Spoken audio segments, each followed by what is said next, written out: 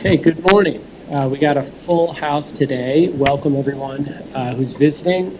Um, we will call to order our Thursday, March 6th meeting of the Montgomery County Board of Commissioners, seeing all three commissioners present. And I will ask Brian McCown, our Director of Public Safety, to lead us in the Pledge of Allegiance. To the flag of the United States of America and to the republic for which it stands, one nation, under God, indivisible, with liberty and justice for all.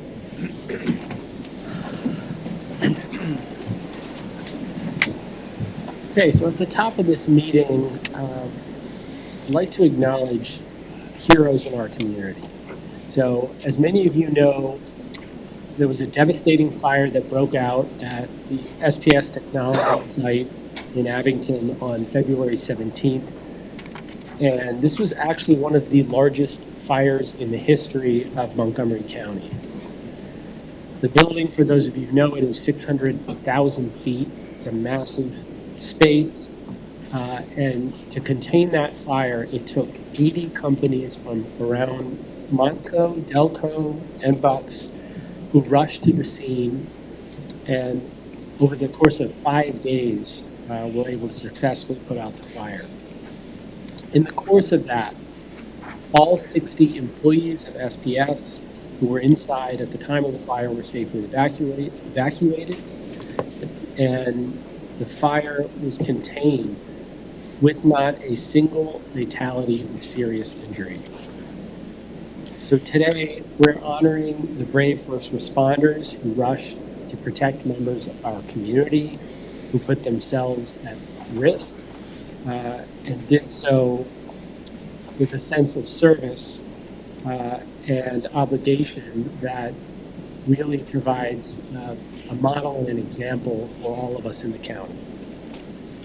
I'd like to specifically honor the following fire companies and first responder organizations who are with us today. We'll hear about the county's work. But first, those who led the effort locally. And I'll mention each of them, and then we'll all come up together for recognition and a commendation. The lead fire company for addressing the fire was the Weldon Fire Company, and many of the members of the fire company are here today. I know Jonathan Gerhardt, Deputy Chief, is here. Chief Keith Maslin, that's of the Weldon Fire Company, as well as several of their volunteers. Of the Abington Township Fire Department, Christopher Platts, Fire Marshal, Tom McEnany, Director of Fire EMS Services, is here, and from the Abington Police Department, Chief Mike Jones, who's also a member of the Abington Fire Company, Chief Ken Lynch is also a member of the Jenkintown Fire Department, Deputy Chief Ed Quinn, the Abington Township Manager, Christopher Chrisman, is here. The 2nd Alarmers Rescue Squad is here as well, and they're an EMS squad serving Eastern Montco, including their chief, Jonathan Plank.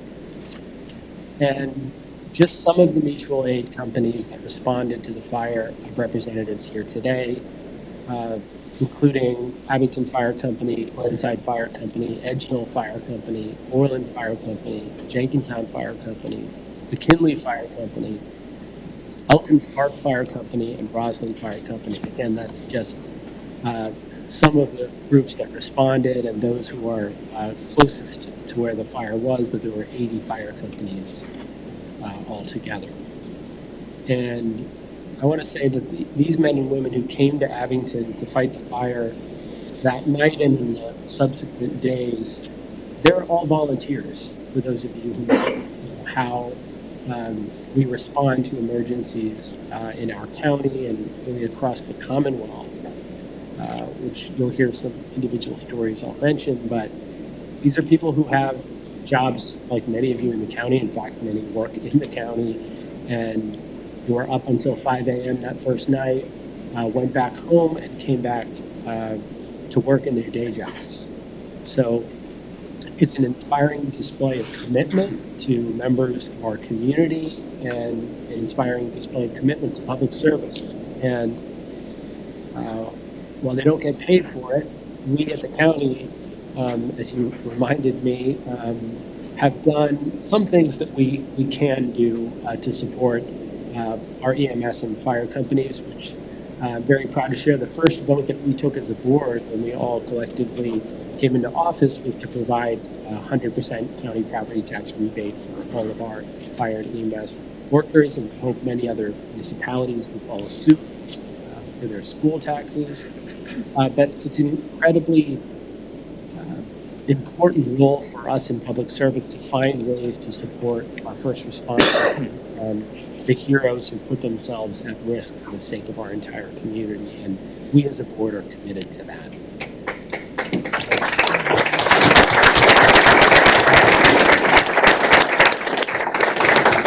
I appreciate that. But more so than us, we're here today to recognize those who put themselves at risk. And I want to just say, to have the largest fire essentially in the history of Montgomery County that we're aware of, and to have that occur and require the level of response that it did and not have a single fatality or serious injury is a tremendous testament to our first responders, our firefighters, their training, their capability, and their commitment. So please give them all a round of applause.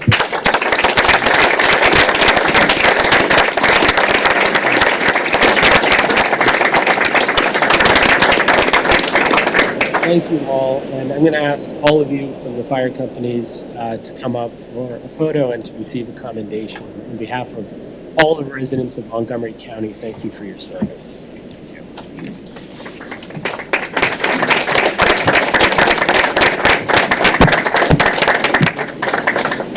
It's going to be crowded back here, but that's okay.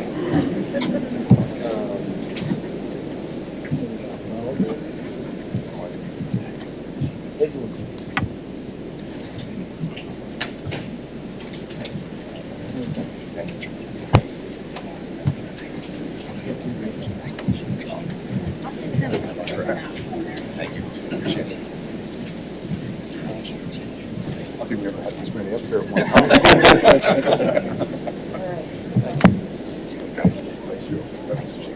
Thank you. Neil, can I have your chair? Oh, yeah. Where you want to speak in? I don't know, I guess there. Be there. Slide, do this. Yep, that's fine.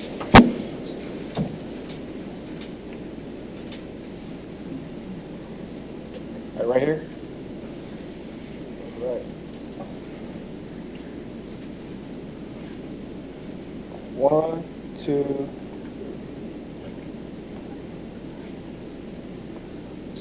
Thank you. Thank you so much.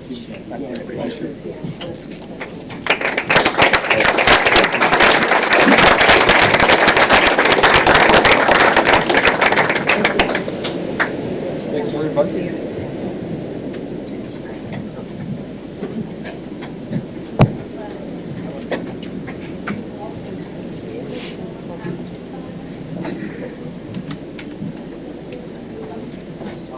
So as we pass those out, they have a seat. There's 2 more groups of individuals involved in this that we want to thank.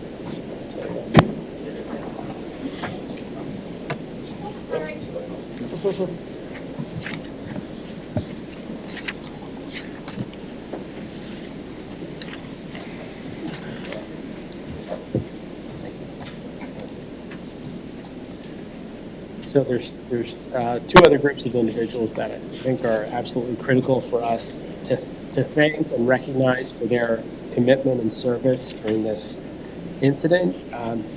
First is our own Department of Public Safety here in Montgomery County, and Brian call us to order with the pledge, and I just want to thank him for his tremendous leadership, many years in the county and now in the role of leading the department.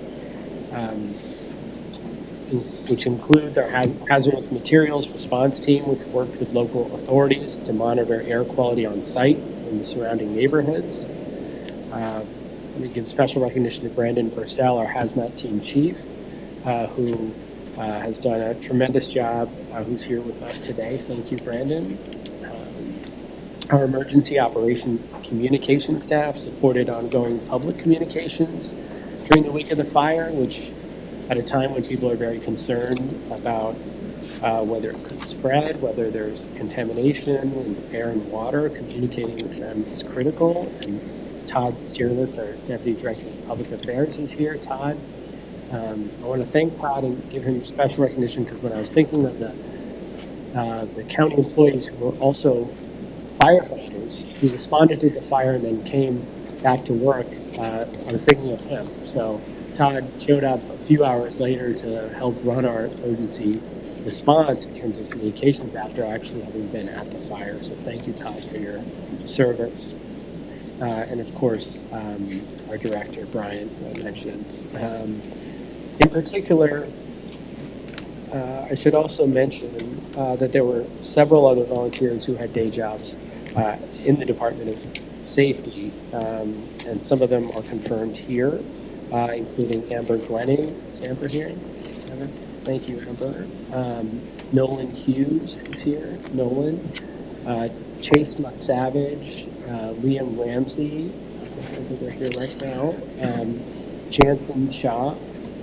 Jansen, thank you.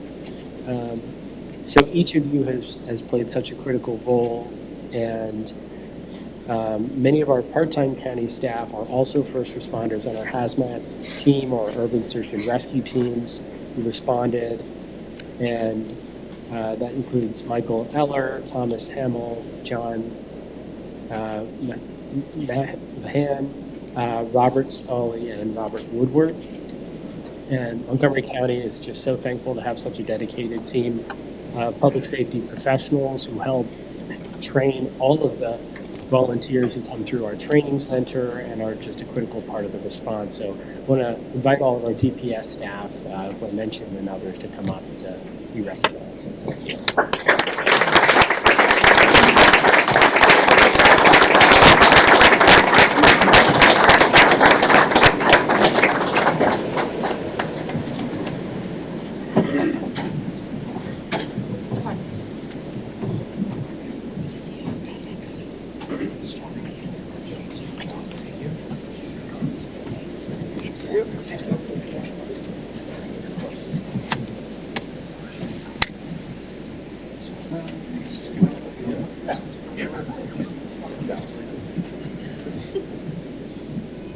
One, two.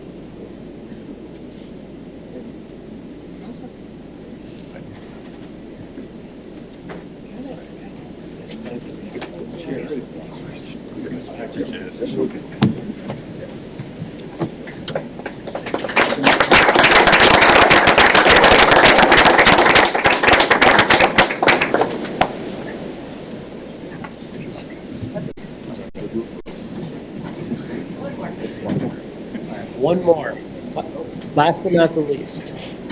So, those of you familiar with the story of what was happening the night the fire broke out and in the subsequent days, know that very close to the site of SPS Technologies is the Highland Restaurant and Bar. And the owners, Dan and Chelsea Katz, are you here today? I think you're here. Dan and Chelsea, standing in the back. So it started when a few of the firefighters, I believe, were on shift and just needed a place to go to the bathroom and went into the restaurant. And perhaps it became a slippery slope when you said yes, because then they asked you, can we use this as a command center?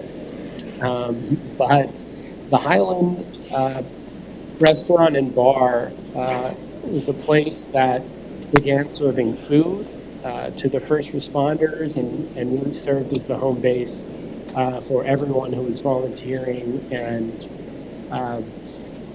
as we said, put their lives at risk and at a very difficult time, needed a warm place to stay and a place to plan how they were going to tackle what was happening. So I just think it's incredible to have members of the community and neighbors who were there to serve in the way that you could.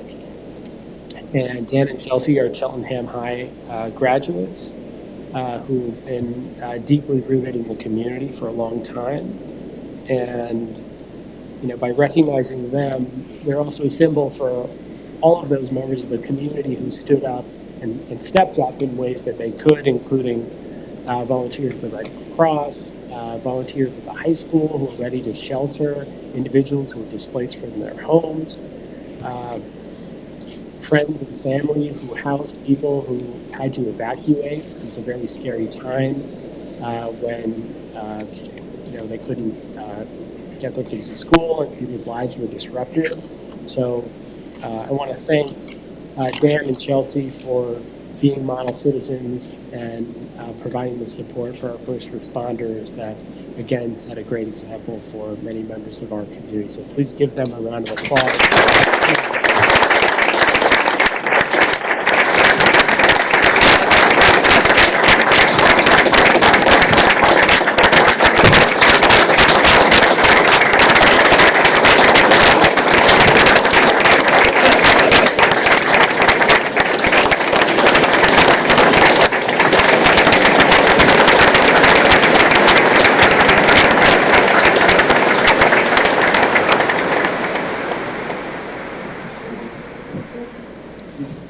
Okay. 1, 2.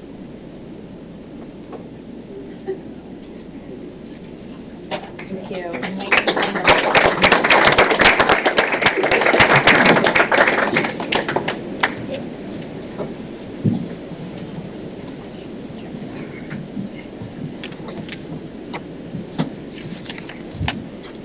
Okay. Final note on SPS, which is that I'd like to point out Steve Forrester. Steve, are you here today? Steve, many of you have seen Steve. He's not hard to find. He's the tallest one in the room all the time. But he's our Director of Commerce. Steve has been in daily contact with SPS and with the Pennsylvania Department of Labor and Industries Rapid Response Team.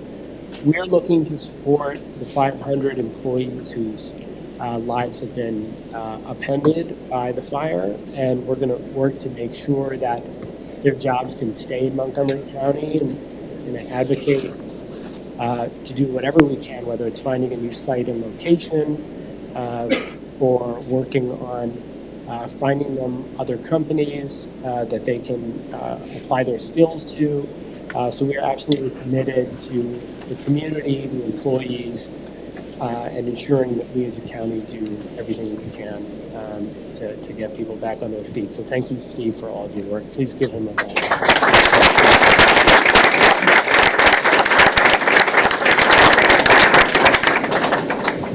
Okay.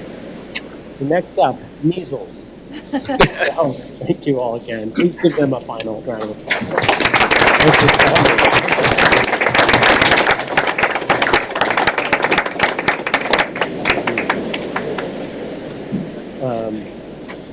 So I'll give them a moment.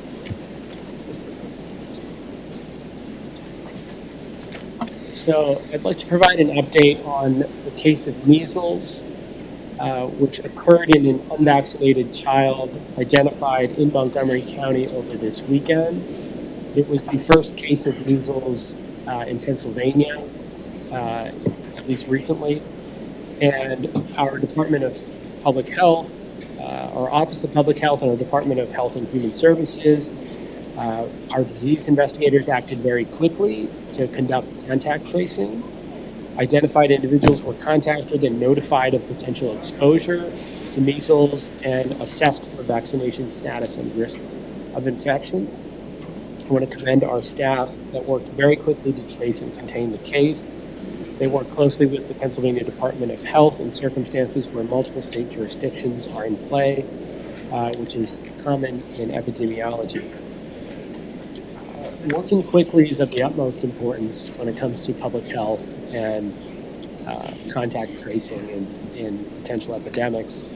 The CDC also plays a very critical role in these situations because the windows of time and response are very narrow. Measles, in particular, is an incredibly contagious disease.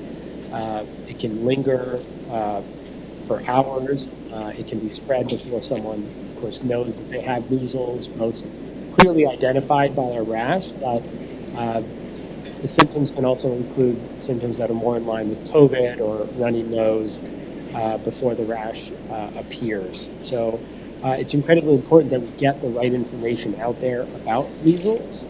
And of course, the most important thing is that we maintain herd immunity, which in Montgomery County we have. So when it comes to children entering kindergarten, we have over 95% of kindergartners that are vaccinated with the MMR vaccine, measles, which is critical at reducing the spread and preventing a potential outbreak. And if you'll see in Texas, where there's a significant outbreak of over 159 cases and one child has died, and that's the first death from measles in a decade in the United States. It was in a place where only 82% of people were vaccinated, and so there was much further spread of the virus.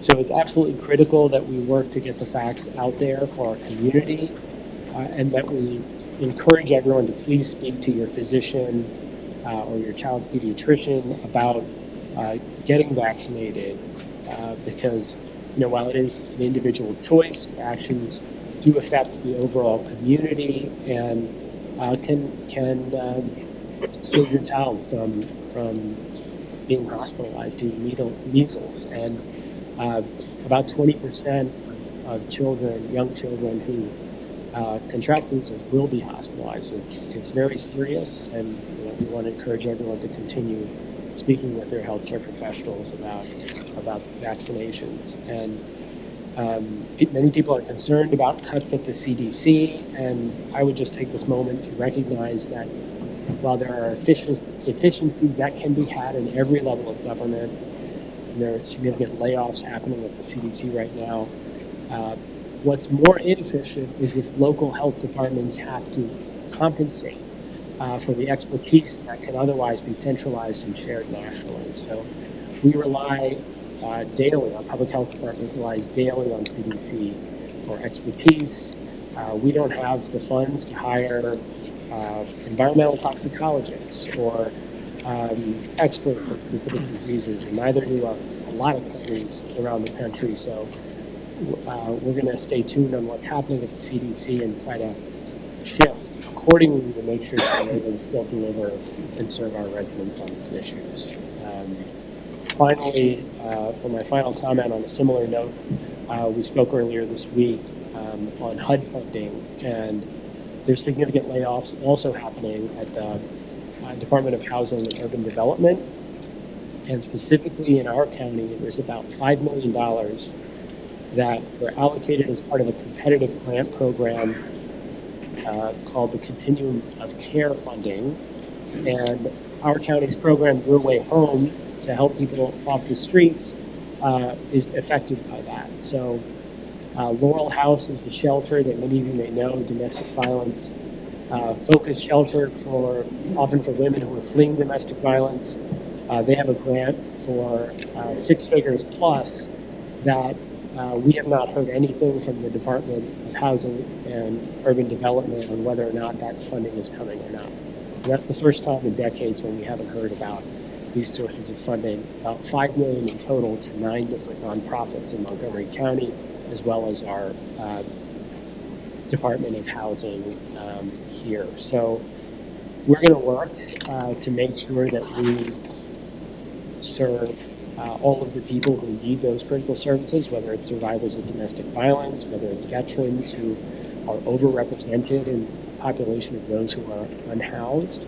We're going to maintain our commitment to our residents, but it's going to be hard if we don't have clarity on federal funding. So I would encourage everyone to reach out to their members of Congress and leaders in our federal delegations to advocate for those funds that are coming to Montgomery County and, of course, the rest of the Commonwealth. So with that, I'll turn it over to Commissioner Winder.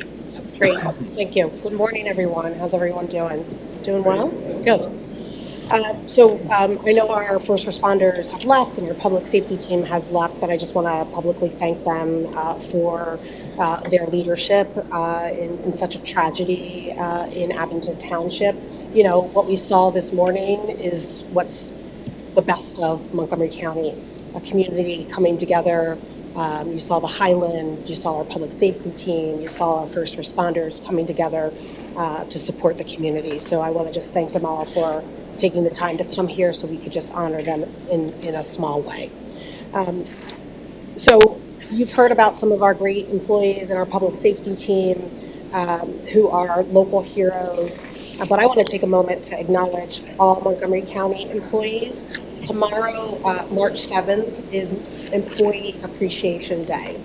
And our skilled and dedicated staff keep our community going in so many ways.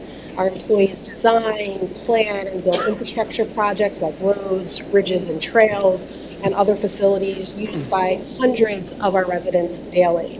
They also work hard to maintain and conserve our historic sites, parks, and trails, and they host countless education programs for the public almost every week of the year. Our employees also connect with our most vulnerable friends and neighbors with the assistance that they need, whether it's affordable childcare, senior services, benefit assistance, public health programs, career development, and so much more. Our staff work so hard to attract new businesses and help establish new ones. We hear about our great Commerce Department to find new space and to create resources and financings so that those businesses can thrive. Our team also works to protect the public, help people navigate the justice system, and help with civil-related issues, whether it's getting married or going through an adoption process. I also don't want to forget our dedicated employees who keep our buildings maintained. I get to see them when I come into work and when I leave work. They keep our offices clean and tidy, and oftentimes are not doing that work that we don't oftentimes take a moment to thank them for. There are so many great employees in Montgomery County. We have 2,800 plus employees. And I took a moment yesterday. We gave all employees chocolate-covered pretzels. So we delivered them to all of our county buildings with a thank you card from the commissioners to just say thank you.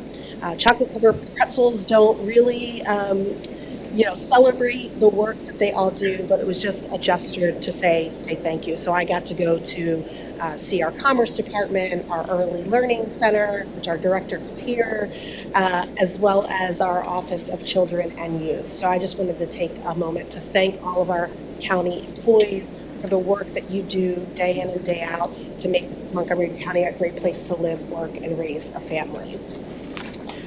Next up, Saturday is March 8th is International Women's Day. I'm wearing pink in celebration of Women's History Month.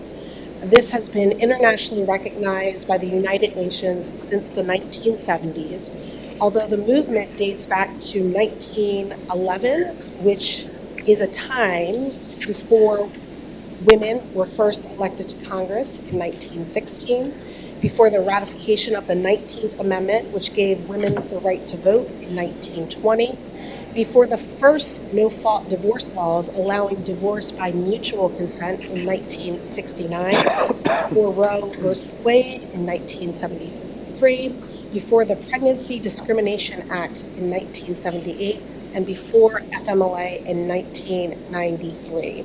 International Women's Day celebrates the achievements of women, whether social, cultural, political, or economic. And for Women's History Month, we invited Montgomery County staff to nominate inspirational coworkers to be recognized. So today, we are proud to recognize Julie Klein-Gunther, Deputy Administrator of the Early Learning Resource Center. Julie's leadership has been instrumental in ensuring that our Early Learning Resource Center not only meets but exceeds the compliance standards. In the temporary absence of a director, Julie stepped up without hesitation. She leaned into the opportunity with strength and commitment to excellence. Julie led the team through an annual performance monitoring, and I'm told she is the backbone of Region 17. So let's welcome Julie up and let's honor and celebrate her for Women's History Month.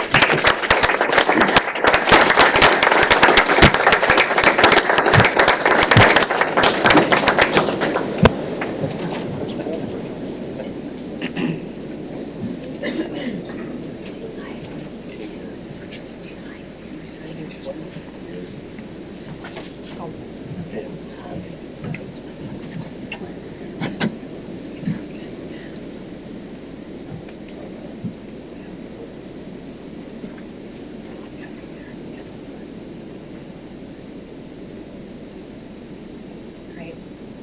Oh, sorry. One more, yeah. Thanks. Let's give Julie another round of applause.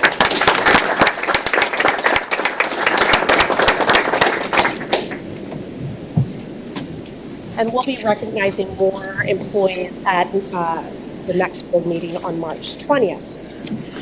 I'd like to also welcome a new member of our senior leadership team here at the county, our new Chief Human Resources Officer, Anthony, or Tony Rue. Tony, could you stand up so everybody can hear?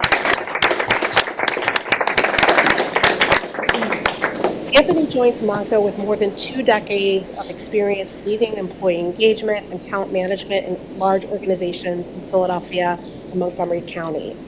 Anthony's work includes a commitment to inclusivity and fostering workplace environments where employees feel empowered to thrive and innovate. He has a track record of broadening diversity, improving retention, and producing award-winning results. His company that he came from was recognized by Forbes and other industry leaders. We are so pleased to invite Anthony, and I'm going to decide whether I call you Anthony or Tony. I haven't decided yet. But Anthony, we're so excited to have you on our county team. And last but not least, I want to acknowledge Ramadan, the Islamic month of fasting, prayer, and reflection that began last week. We wish our Muslim neighbors who are observing a peaceful and spiritual holy month. Additionally, Tuesday was Fastnacht Day, or Mardi Gras, and Max and I, my son, for those that don't know Max, went and we got some Fastnachts. Am I saying that right? Fastnachts, right? So we had that special treat. We shared it with my dad, and we went to Susie Joe's Donut. So they had a national donut day. So for those that are observing Lent, yesterday was Ash Wednesday, we wish you a blessed and reflective month. And this is a sacred time for many friends and neighbors in our community of all different faiths. So let this be a reminder of what unites us in greater, what I'm trying to say is, let's remind us that our faith and our differences really unite us and shouldn't divide us. And so wishing you all peace during the Lenten season, during Ramadan. That's it for me. Alrighty. Well, good morning. Unfortunately, our first responders left because one of the things I wanted to talk about was a lot of the crew that was here this morning. A lot of the crew that was here this morning. What people don't know was that they were first on site, and what they did was they got a report, or came over the radio that there might have been or could have been 60 plus people that were still trapped inside during the fire. And they showed up on scene, they rushed right in, not hesitating, to ensure that all of the employees that were inside were able to get out. So they basically got in there, set up a barrier between them and the fire, between the employees and the fire, to ensure that all the employees could get out safely before continuing on and waiting for secondary, third, and so on responders to show up. So that's just incredible in itself that they charged right in, not even hesitation for the staff. The other thing I wanted to point out is that, what we talked about, that they were able to save a good portion of the building, as well as there was no secondary fires with the houses that were basically right across the street from burning embers or anything like that. They train regularly. I mean, the fire departments, they put an enormous amount of time into training. But they also do and run drills with the staff. The SPS has their own fire brigade, and they do a lot of training with SPS as well. So it wasn't by accident that no one was injured or no one was killed or anything during that fire. A lot of prep went in to ensure that if anything ever did happen on site, they were well prepared. And I'll tell you, when I was over there to see not only the first responders that got there when the call first came in, but all of the fire departments that showed up, as mentioned, there were 65 plus apparatuses, and watching them all work in unity and how they broke down, who was responsible for what portion of the building. I mean, it was just incredible to see. And then, as mentioned, to see our staff and our emergency management team there and the command center that was set up.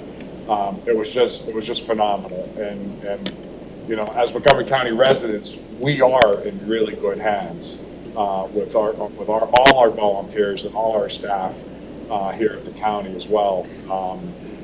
To know that, I mentioned this, that we hear a lot about when there's a big fire in the county, but this goes on daily. There's fires throughout Montgomery County, probably at least every day or every other day somewhere in the county, big or small, and they're there within minutes. So again, I want to thank them for their courage, their dedication, and it's just heroes. I mean, they are heroes. So unfortunately, we were able to escape out. But also, announcement to make is we have Pine Street Bridge. We've talked about it. It's a bridge that's been up in Pottstown. It's been closed for 12 to somewhere between 12 and 13 years. I think it was 2009 or 2010 when the bridge actually closed. Groundbreaking construction has started, or prep for construction has started, but we are going up on March 10th to do a groundbreaking, and at 1 o'clock, we'll start properly at 1 o'clock. We invited the federal, state, and local officials to come out, and we hope to see a big crowd, because I know the people in Pottstown and even across the bridge in the East Coventry area in Chester County are really excited, because this bridge is a connection point between Montgomery County and Chester County right there in Pottstown. The bridge was built, in 1935, so there's a lot of historic parts to it. Like I said, it crosses over the Schuylkill River, and I believe it's going to be just a few years for us to complete the project, and I know we'll be back when they're done to celebrate the bridge opening. March is Irish American Heritage Month. March, I'm sure everyone knows, but March 17th is St. Patrick's Day. Irish Americans have been a huge part of Pennsylvania's history, and especially here in the Southeast. Many Irish fought in the Revolutionary War, including the Battle of White Marsh and White Marsh Township. Navy Captain John Barry was famously the father of the American Navy. And the first St. Patrick's Day parade was in Philadelphia in 1771. So here in Montgomery County, there's a Conshohocken Day parade, which began in 2006. The parade is at March 17th on Lafayette Street in Conshohocken. And if the weather's nice, there's tens of thousands of people that show up for that parade. So it's a fun time. So we hope to see you out there. And actually, March 8th, this weekend, is the first annual Glenside Parade. So they're going to be celebrating St. Patrick's Day as well. And I'm sure we'll see a lot of our firefighters and first responders that we saw here today will be in that parade as well. Commissioner McKeisha brought up about the HUD funding. Over the last week, I've been in contact with Congressman Fitzpatrick's office and Senator Dave McCormick's office, and and actually talking with them as well. And we're sifting through what some of the changes that are occurring in HUD, and we're working diligently to see when that money will be released so that we could get assigned appropriately to those nonprofits. So, as county commissioners, we work very hard for Montgomery County, and our duty is to reach out to state or federal elected officials when necessary to support what needs to happen here in Montgomery County. And that's a lot of what I spent my time this week talking with the representatives down in Washington. We know that we talked about the measles outbreak. It's not unreal. It's pretty normal every year that there's some outbreak. It's not really an outbreak. There's measles that have been reported throughout the United States. The one case that we had in Montgomery County, yes, it was true that it was an unvaccinated child, but there's a little bit more detail. I'm not going to specifically say where that child came from, but that child did fly into the United States, and then they eventually worked their way into Philadelphia Airport to Montgomery County. So there are countries in the world that don't have the same vaccination protocols that we have here in Pennsylvania or in the United States. But we do want to support families and support their decisions that they make. And unfortunately, the child in Texas that did die, there's a lot of other conditions that were part of that situation. So we don't want to we don't want people to think that that kids or anybody that's been diagnosed with measles or reported diagnosed with measles has died. But we don't want to see anybody get sick. We don't want to see anybody have measles. We don't want to see anybody pass that on to anyone else. But we will have all of the staff and everyone throughout the United States that are on top of it and working diligently to ensure that it doesn't go any further than it's been. It's similar to the previous years. I think that's all. Yeah. Thank you. Okay. All right. We will move on to a presentation from our friends at Valley Forge Tourism Convention Bureau. Please welcome Mike Bowman, who many of you may know well. I think is Rachel here as well. Good morning, Commissioners. It is great to be here today. Thank you for having us. It's always a pleasure. We're going to give you a quick update on where we finished the year, where our momentum is, what we're doing right now. Some really, really cool data we're going to hear. We're going to come back to the Commissioners in a few weeks to talk about America 250. So we'll touch on America 250 a little bit today from a high-end standpoint. Quick video to start out with.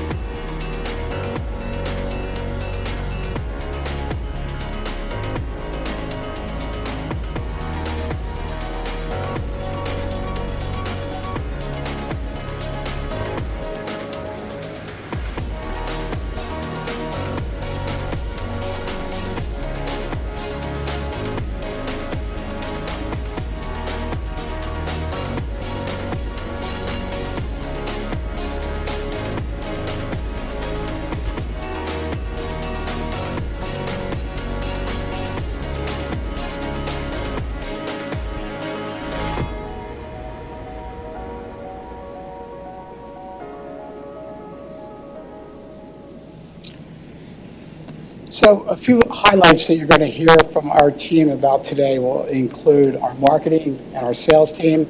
You're going to hear quite a bit about youth sports and what's happening economically to the county. It's just a great story. A few stats to go through real quick. So $2.4 billion in tourism and economic impact to Montgomery County in 2024. We see this number only getting bigger. We have just really, really cool momentum. $1.7 billion in visitor spend alone in Montgomery County. 40,000 jobs equated to tourism, hospitality, attractions, again, we see that number spiking. $286 million in hotel revenue alone we finished with in '24. We see that number going up. And keep in mind, we have close to 10,000 rooms, 9,500 in Montgomery County. We have twice the amount of supply that we have suburban counties. We're going to see an additional 1 million visitors to the region in 2026. We will never experience this in our lifetime again, what's coming our way. Our team right now, you're going to hear where they're at, is traveling over 300,000 miles this year alone for sales to attract business into Montgomery County. Now, Lisa Carl and her team are just doing an incredible job. In fact, one of our staff members right now is in Berlin. John, who you're going to hear from in a few minutes, he's headed to London in a few days for sports, believe it or not. Youth sports from London, they want to come over here. May is going to be insane here with business. May, we're already looking at the forecast. From a strategic standpoint, our hotel occupancy, our revenue is through the roof. It'll be a record May. A lot of that has to do with the Truist golf event, which is coming, the cricket, and youth sports and leisure business. We're seeing a major uptick in leisure business on the weekends. Rachel's team had over, what happened? What happened? I got a flashback the last time I was here. I just started shaking. 2 million web views alone on our website, and we're in the process of rebuilding our website. We have over 250,000 followers. Over 4,000 stories alone were generated from Rachel and her team this past year, my communications team. We're going to be giving the Valley Forge Historic National Park. Thank you, Commissioner Weiner. You were with us last year. A check this year for probably a little more than $90,000. So you're going to hear about that for the Rev Run. Our team, social marketing, and Rachel have raised over 400,000 pounds of food for Freedom from Hunger, and we only see that getting stronger. So I'm going to pass it over to Jake Markison. Again, thanks for having us. I'll come up at the end for any questions. Good morning. Thank you, Mike. And good morning, commissioners. I'm really excited to share how the hospitality and tourism industry continues to grow here in Montgomery County. Our most recent numbers are stronger than ever and actually have surpassed 2019 levels, which is really considered the benchmark. As Mike alluded to, total economic impact in Montgomery County in the prior year was $2.4 billion, which is actually a 4% growth over the prior year. Total tourism spend is $1.7 billion. That grew 7% year over year. And all of this fuels more than 40,000 hospitality jobs. You can go to the next slide. Digging in a little bit deeper, we continuously use data from a handful of organizations such as Tourism Economics and Smith Travel Research. Both of those entities measure the strength of the hospitality industry. In 2024, Montco led the region, the suburban region, with an average daily rate of $132. This signals a very strong market demand. The county also added 1.6% in additional supply, so that's additional rooms. It was the only county to add supply in 2024. The county sold more than 2 million rooms in 2024, which led the region again at a growth of more than 5%. And lastly, we finished the year at a revenue total of $277 million, which is a 4% growth year over year. I want to point out that the number that Mike mentioned earlier on, the $286 million, is the forecasted number for 2025. The growth, or the number for 2024 was 2.77. Again, we're looking at about approximately a 3 to 4% growth year over year. You can go to the next slide. So on this slide, you can see how Montgomery County matches up to other counties. You can see that we're leading, obviously, in hotel revenue. We're leading in growth year over year. And on the right side, I want to point out that you have the room tax numbers there at the bottom. Montgomery County is the lowest in the region at 4%. We have about 9,500 hotel rooms in the county. And an interesting metric for DMOs, which is Destination Marketing Organizations, is that you want about $1,000 in marketing spend for each hotel room. That's basically right where we are. So That would be translated about $9.5 million to market. And as what we are an extension of the sales team for hotels. Okay, so our sales team goes out on the road. They can sell the area, and as an extension of the sales teams, without obviously the overhead and the et cetera that the hotels would have. And you're going to hear more about that from Lisa Carl. One other thing I want to point out is you can see that we have 42% of the rooms in the suburban area, but we have a market share of about 43%. And then next slide. Another metric that we look at is called revenue per available room, which is the multiplier of the occupancy rate and the average daily rate. And if you look at the aggregate of the suburban counties and take the average, you look at about $79, but Montgomery County is coming in at about $83. So again, we continue to lead the region, we continue to lead the suburbs, and this is our forecasted numbers for 2025. So before I hand it over to Lisa Carl, I just want to say that the hospitality industry here in Montgomery County is something to be very proud of. And again, Lisa Carl, our Vice President of Sales. Thank you. Thank you, Jake. Good morning, everyone. Thank you, Commissioners, for this opportunity. So yes, as the Vice President of Sales, I'll share some updates about our team. So our sales team works very closely with our 82 Montgomery County hotels to sell out our close to 10,000 hotel rooms throughout the county. So how do we do this? Well, we represent Montgomery County as the ideal sports, tourism, and meetings destination globally. So this year, our 6-person sales team will participate in approximately 50 trade shows, traveling over 300,000 miles globally.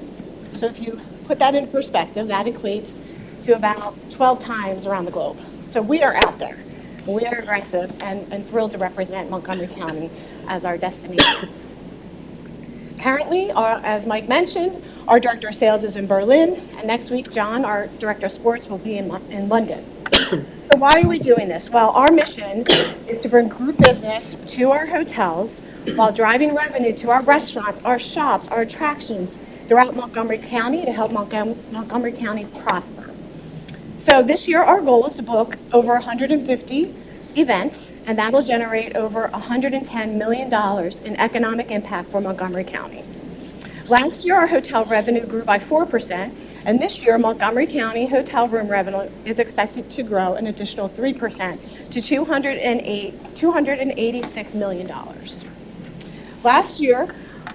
So when we look at our international business, we also anticipate that to grow this year.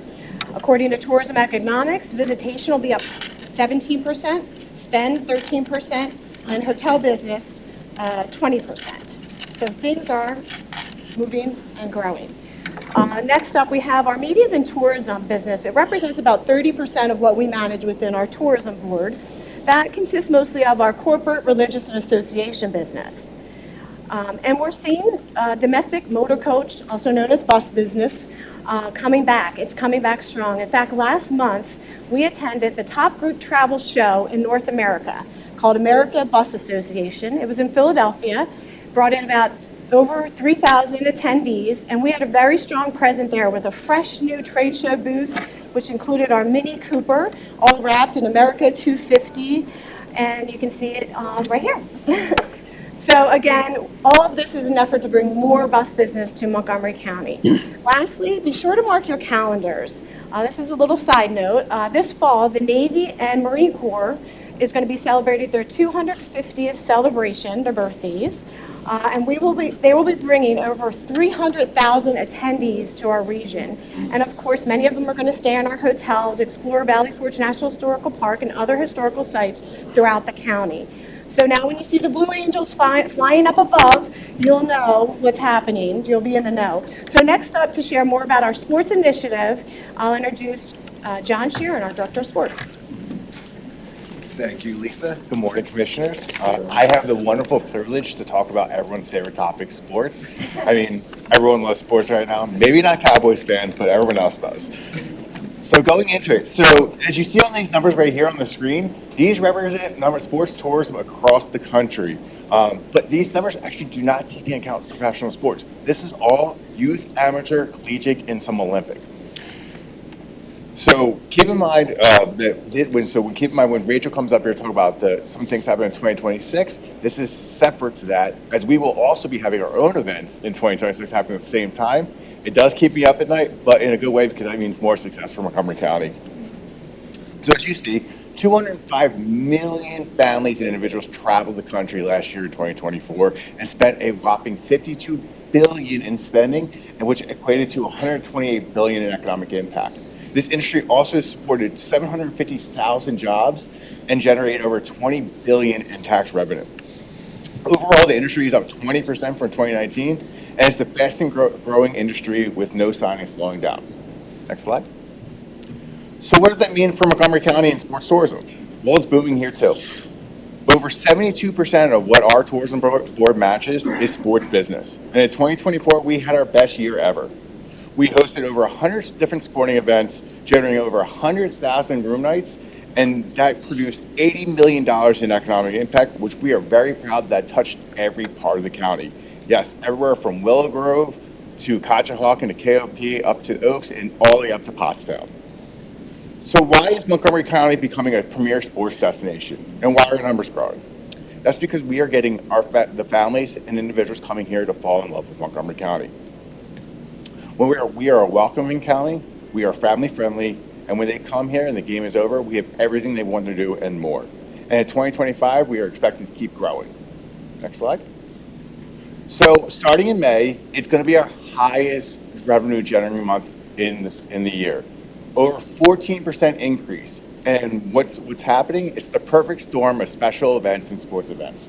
As you see up there, we will start off the month with some Big East Conference championships, both for lacrosse and softball. Then mid-month, we have our premier event, the PGA Truist Championship at the Philadelphia Cricket Club. It will bring in 40,000 visitors over 5 days. If that was not enough, over the same weekend, we have a national basketball tournament at Oaks Expo Center that will also touch up to the upper parts of the county. As we continue on with the month and getting close to the end, we then bring in a national flag football tournament. Flag football is a national tournament, is a national sport now. That tournament alone brings in people from 36 different states and 4 different countries. And then we wrap out the month with our annual big soccer tournament that across the region with Sideline Soccer. It's over Memorial Day weekend, and they invite 800 teams. As you can see, our sports team is very, very busy. We run on caffeine and passion. So speaking of soccer, next slide, please. We are happy to announce that we are welcoming back the President's Cup. We expect this to be the largest sporting event of the year. We originally hosted this back in 2023 for the first time. It left its original location after 15 years, so all eyes were on us in 2023, and we absolutely crushed it, so they wanted to come back here in 2025 and make it even bigger. This event alone will produce 7,000 hotel room nights and expected to bring in $6.5 million in economic impact. So as I close up, I said that every part of the county is being touched by sports, so I wanted to highlight Pottstown. Next slide, please. Pottstown is going to be hosting 2 large, huge sporting events this summer. First up being the Pottstown Rumble. That has now become the largest 2v2 volleyball tournament in the country. Ken and his team has done an amazing job growing this event, and we've been loved to be great supporters. For Eagles fans out there, I can say now, Super Bowl winning champion Landon Dixon actually attended with his wife last year because she competed in the pro division. And then finally, we are happy to announce that with partnership of Trilogy Park and the Nappers, we put a bid in for the USA BMX Nationals, and we are awarded that bid for 2025 in August. So we look forward to bringing in over 1,500 riders and families to the Pottstown area. So as you can see, sports is growing. It's very exciting, and we appreciate all your support. And with that being said, I'd like to invite up Rachel Valley, our VP of Marketing. Thank you. Thank you, John. Thank you, commissioners. Do we have you fired up about tourism yet? Yeah. Okay, because if we don't, I'm going to fire you up even more. And don't worry, I am the last one. We are almost done. As the official destination marketing organization for Montgomery County, we like to do things just a little bit differently. And we use data so that we can target drivable markets such as New York and New Jersey to emotionally connect with consumers with our affordable, family-friendly messaging. For this year, we're showcasing how long winter weekends and less daylight can actually mean more family time. We're pushing golf and highlighting the PGA Truist Championship that is selling out at Philly Cricket. We'll have our most robust summer campaign ever with an emphasis on Monco's hands-on activities that can help you put your phone down and unplug. And we will also have a first ever focus on fall. And on the next slide, you'll see with the upcoming America 250th, we've got to approach marketing in a really different way this year because we have to look at 2 years at a time. We're planning this year, but also for 26. To maximize Monco's impact with all these regional events coming in, we have to plan around each large-scale sporting event and bring in specific things to tie to that. So for example, we're looking at the PGA Tour and we're bringing in high-profile entertainment that will be coming in to serve the clientele for that event. We're also working on a commemorative visitor's guide with an artist commission collective cover and different language translations, a history video, historic roundtables and town talks to educate and inform our community about our Monco history past, our overseas marketing, we're going to be targeting World Cup countries, and supporting and celebrating Valley Forge Park's 50th federal park anniversary. It's the only park in the National Park Service whose birthday is on July 4th, so that'll be pretty exciting in 2026. The key here is we need to capitalize on this global attention for awareness to get visitors to want to return to Valley Forge and Monco, specifically in 27 and 28, to tie to our historic milestones. I always like to say, we can't take away from the fact that our country was born in Philadelphia, but we declared our independence and then we had to fight for it. That's where Valley Forge and the American Revolution ties come in.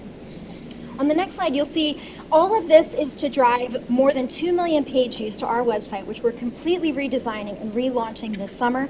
You can see a little tease up there of our itinerary builder. We're going to invite visitors to choose their own adventure. It's an incredible tool the team's really excited about based on traction we've seen for this type of content. And then we're keeping the arts alive in Monco, as you'll see on the next slide, by promoting dozens of cultural locations on our Arts Monco Pass, and we're bringing back our 4th annual Jazz Fest in September. Just a few notes about this event. We're adding more days, so we're expanding because this event just keeps growing. From our first to second year, we doubled, and then second to third year, tripled our participation in a variety of venues and towns all across the county. Our theme this year will be community, and we're working to support a local nonprofit as well as still put a strong spotlight on women in this genre. All of these initiatives help Monco stand out in the news, as you'll see on the next slide. This year, we anticipate national coverage with stories like the PGA Truist, of course, as well as Italy and Netflix House coming to the King of Prussia Mall. We're also going to see we're anticipating an expected increase in media interest for the semi-quincentennial. So we're planning on that with our park partners. For social, on the next slide, you'll see we're capitalizing on our 250,000 following by continuing to engage with key influencer and content partnerships. So for example, you'll see the short form video there. That's actually the Biscuit Lady in Plymouth meeting. If you have not been, you need to go, like today, right now. It's so delicious, so good, and it's also women owned, which is pretty cool. We're also working with more niche content creators. We're exploring new platforms and AI, but we have to keep that authenticity in there. Also user-generated content, and then staying on top of trends like the Eagles, of course. We are expanding, you'll see on the next slide, our visitor services digital kiosk presence beyond Valley Forge Park to 2 of our other most visited sites in the county, the Greater Philadelphia Expo Center at Oaks and the Elmwood Park Zoo in Norristown.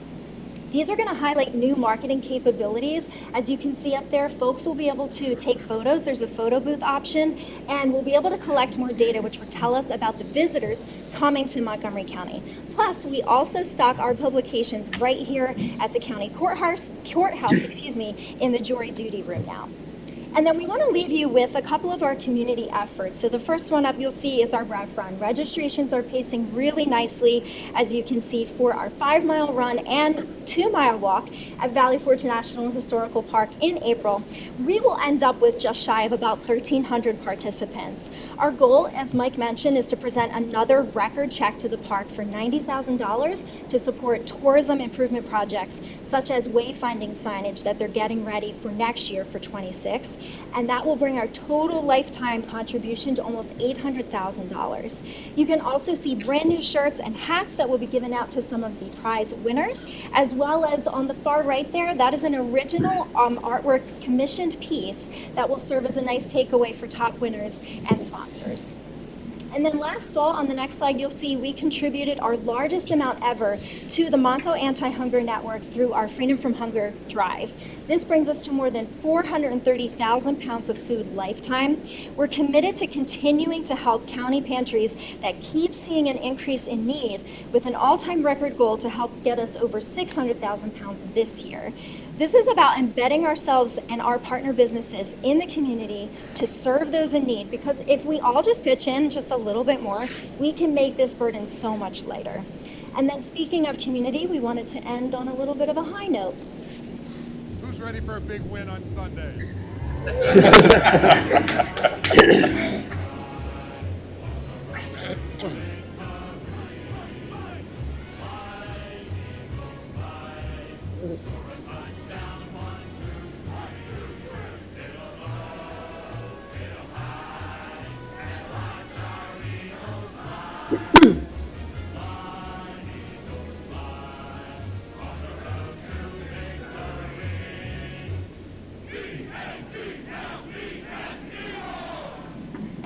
Sorry, we couldn't resist the bragging rights. Thank you so much to the county for letting us help with that pep rally. What a fun event, and I mean, bonus that they won, right? Thanks for coming out in the cold. We do have a few swag bags for the commissioners that we'll bring up for you. Otherwise, I'm going to pass it back to Mike to answer any questions.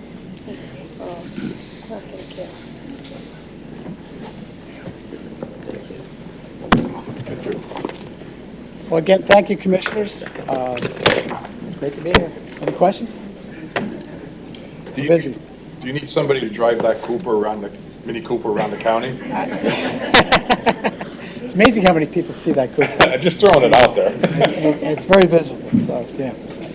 I'll just say thank you for doing Yeah. a great job, and I Thank you. really appreciate that you bring your whole team into the presentation as well and highlight their work, because, I mean, you can just tell by the numbers, the level of economic activity that we generate through tourism in Montgomery County is enormous, and that is real jobs. It affects, real people's lives here in Montgomery County. So when we see the trajectory that we do, it's a great sign for the whole community. And my son will be very excited to play with the mascot, Monty.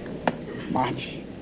Thank you, Mike, for your leadership and always bringing fun into the boardroom. And you have an amazing team. So look forward to continuing to work with you and celebrating all the great work that you all are doing. Thank you. Just, thank you. Great job as usual. You guys are amazing for everything that you do. And, when you live in Montgomery County, sometimes you don't realize how much is actually going on throughout Montgomery County. So when it makes so much sense how many people come here, on a daily basis or weekly basis for all the different type of activities that, are spread out through the county. So it's just really, it's a great place to live. It's a great place to visit. And you guys do an amazing job continually promoting the county. Quick question, when it was talking about I thought I heard it was that one event that you guys were at, the expanding bus service, or what was that? Bus Association? Yeah. So if you remember, and Lisa, before the pandemic hit, the motor coach industry was on a real decline in general throughout the whole country. Back in the day, 20 years ago, you would see a lot of motor coach buses at the King of Prussia Mall, at the Life National Park, out of Potsdam. That business was pretty stale. And now, post-COVID, that industry is banging. It is growing quick. And we know for 26, I'm going to see an enormous amount of motor coach buses. The challenge with 26, and we'll update the commissioners when we come back, is transportation. As Eli, I'm sure, is telling you too. It's transportation as a whole. It's something that the entire region is losing sleep about right now when you look at the sector. But motor coach is, at the conference that we were at, our team, they put a stat up, I think, like 2 years ago, there was, I want to say 700 motor coach, like, the top ones, a few $100,000 buses built. This year, there's 1,700 being built in the country. That's how big that industry is growing. That's with, Wi-Fi and everything on the buses and all that stuff.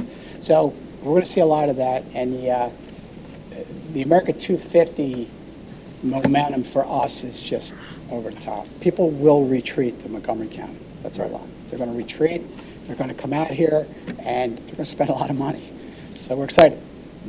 Thank you again. Thank We'll you. see you soon. We appreciate everything you do for us. Thank you very much.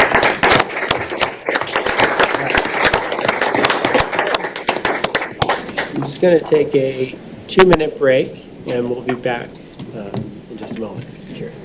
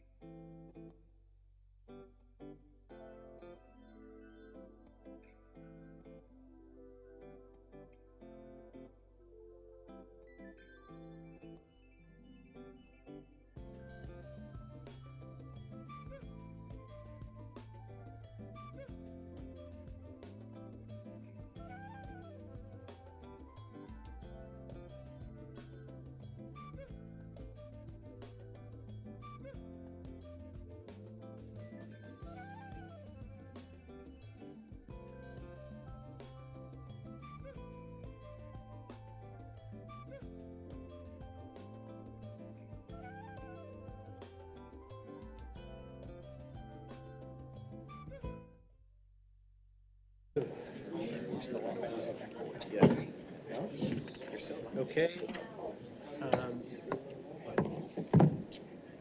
We will continue with the meeting. Sorry, we'll continue with the meeting, returning from recess, and move to public comment. Do we have any public commenters? This is the comment period that's strictly on the motions and votes that we have today. Okay, artists, Okay, we have another comment period at the end, which should come pretty quickly. Go ahead. David Morgan.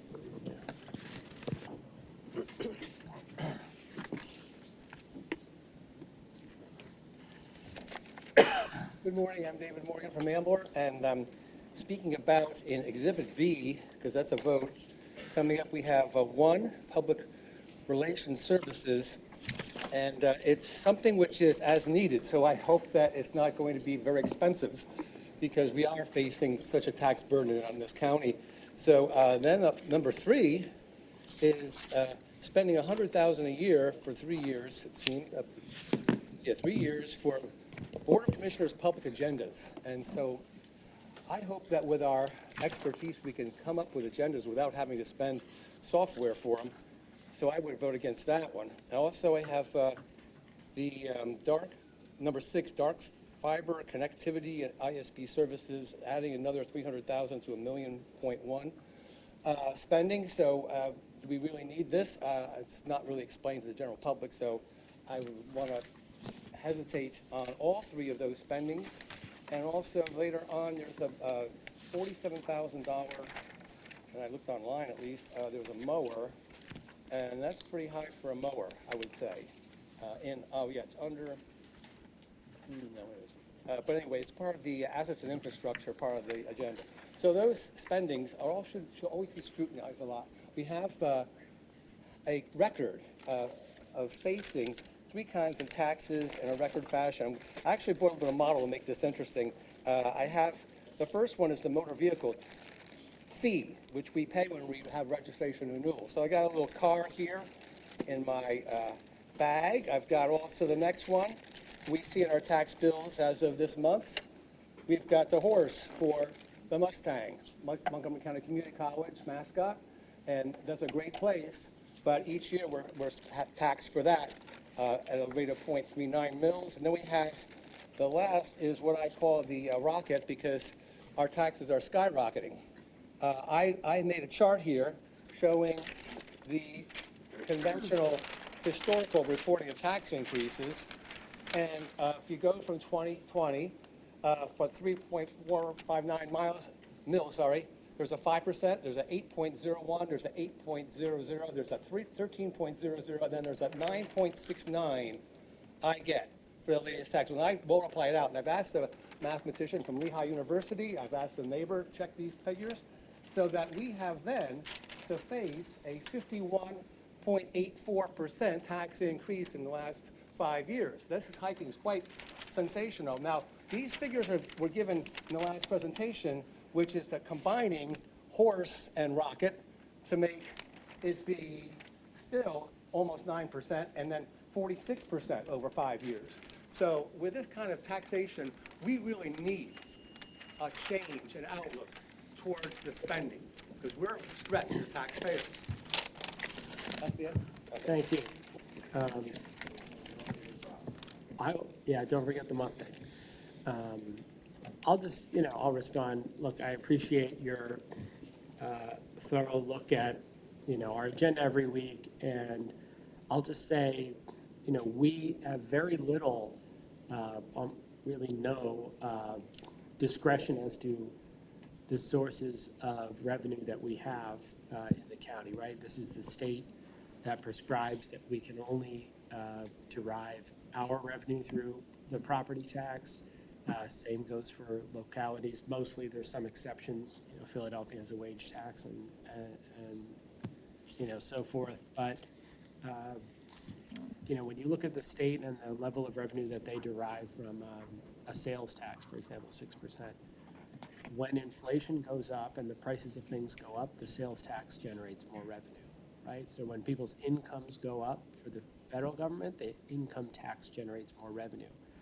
When property values go up, we don't generate more revenue because assessments don't happen, and when they do, it's net neutral, so the rate actually comes down when the reassessment happens. So it's an unusual circumstance in terms of local taxes not automatically raising more revenue the way that other forms of taxes do. So that structure is one that we're stuck in. It doesn't mean that we are insensitive to the cost that people have, but there are certainly fixed costs in terms of running a courthouse and all the essential services from the district attorney, from public safety to human services and everything in between that we've got to cover in order to serve our residents. So I would suggest the best advocacy to change that structure would be at the state level to change the way that we fund county governments. That was my comment. Well, you raised up 3 points. I didn't catch what the second one was. I'll start with the mower. It's not a John Deere type mower that you see at Home Depot or Lowe's. It's a full tractor that's used throughout cutting the large field parcels that the county owns. So it's not like I said, it's 40,000, whatever it was, 47,000. Seems high, but for what the piece of equipment that is being purchased by the county for use of cutting throughout Montgomery County it's not a very high cost. The first one you mentioned about the meeting software or the agenda software, I asked that same question myself, like why, what are we doing, what is this? And as I got a further explanation, unfortunately you can't provide all the details on every agenda item. The document would be 60 pages long, but it's more than just creating agendas. It's more like a document management software that will tie the agenda to resolutions, the votes to the resolutions and all that. So it's a little bit more sophisticated than just creating public agendas. So I did look into that. And then what was the other one that you mentioned?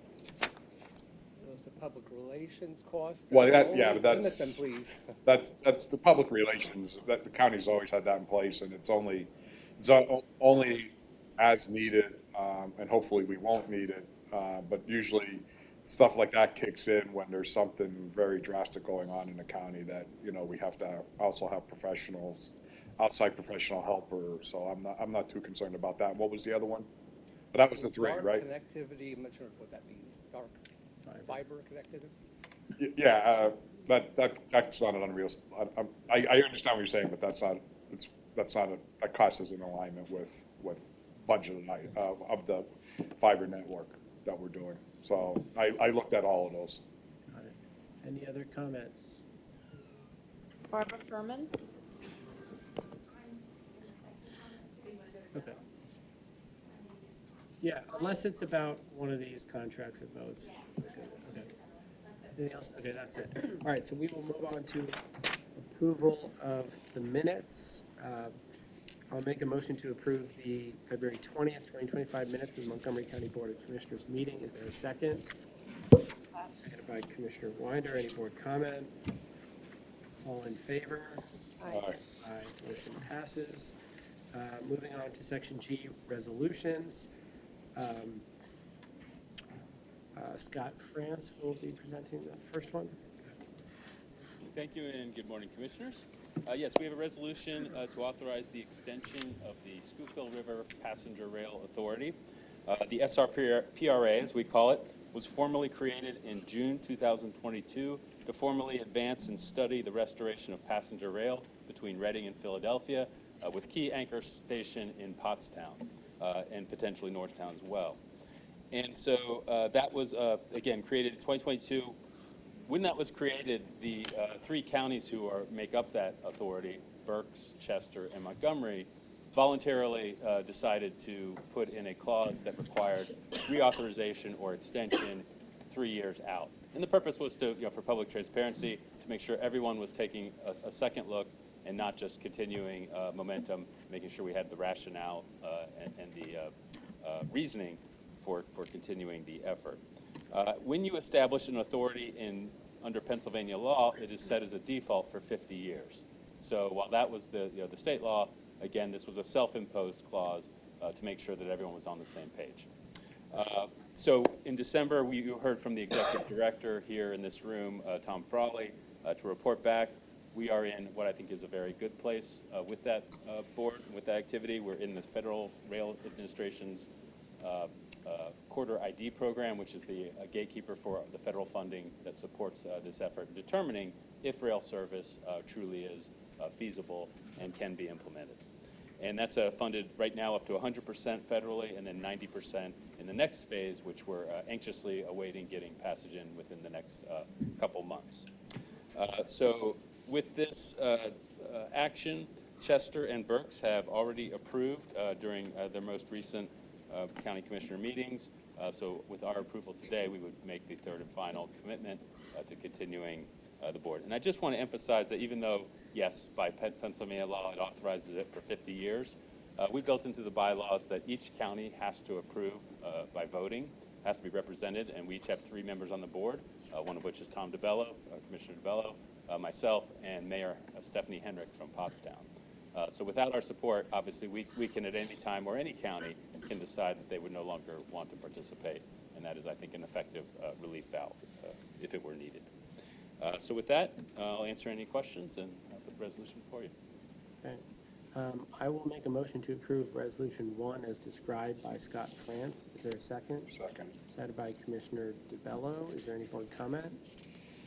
I just want to, I think I mentioned this last month when Tom Frawley was here, but we're actually getting ready to move into the second phase, which a lot of it's going to be a feasibility studies.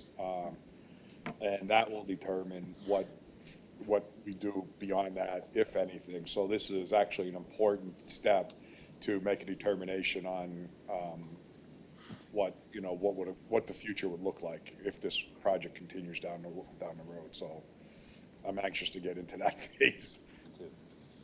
Yeah. No, I would share the same sentiment and just think this is a very important project for the region and glad we've come together to continue supporting it. Okay, so moving to a vote, all in favor? Aye. Aye, motion passes. Thank you. Okay, second resolution is to make a staff appointment to our suburban transit network. And I'll make the motion to appoint Matthew Popek to the suburban transit network. Is there a second? I'll second that. That's, any board comment? And just to clarify, the motion is to approve Resolution 2 as described in Exhibit G2. Any comment? No? All in favor? Aye. Aye. Aye. Okay. Motion passes. Moving on to the appointments for the Montgomery County Soil Conservation District. I'll make a motion to approve Resolution number 3 as described on Exhibit G3. Is there a second? I'll second that. Second. Any board comment? I'd like to amend the motion to reappoint Mike Connor instead of appointing Dan Laurie to Montgomery County Soil Conservation District. Mike Connor's been on the Conservation District. He's a local farmer. He has a lot of respect within the farming community. And one of the things that he's doing on his farm is taking a progressive approach to crop rotation. Normally, at the end of farming season, farmers will go in, they clear cut their fields, and then in the springtime they'll go back and they'll till their fields to get ready for planting of the next crop, or the same. It depends on their crop rotation schedule. And they're doing something at that farm that I found very impressive. Do you want? Oh, sorry. You made the motion, so it's got to be seconded. I know, but I'm just. It's got to either be. Right, but I just one other second. Yeah, I think the way we should handle it is either A,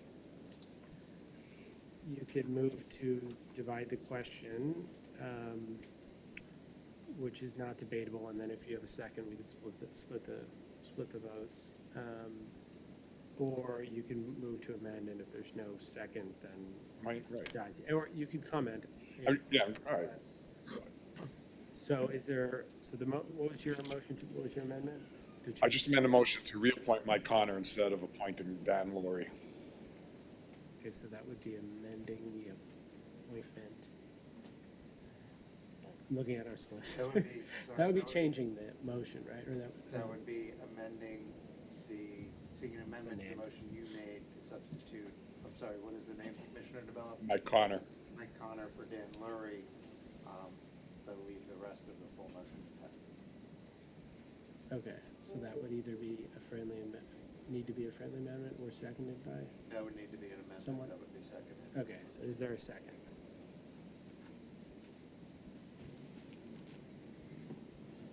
Okay, so there's no second on that. So the original motion is still seconded, and now we'll move to board comment. So you can go ahead and. Well, I'm not going to repeat everything I Yeah. said, but I was just at the end of what I'm always going to finish with is that with his crop rotation, they don't actually till the fields. They plant a different type of plants and growth over the winter that's actually used for feed. And then in the springtime, it has the fields are prepped and they're ready to plant the new season without actually tilling the field, which has less of an impact on the soil. So from a soil conservation, it's an amazing thing that they're doing out there, and they're actually leading the effort, and hopefully see it expand throughout the state and beyond. So look, I have no doubts that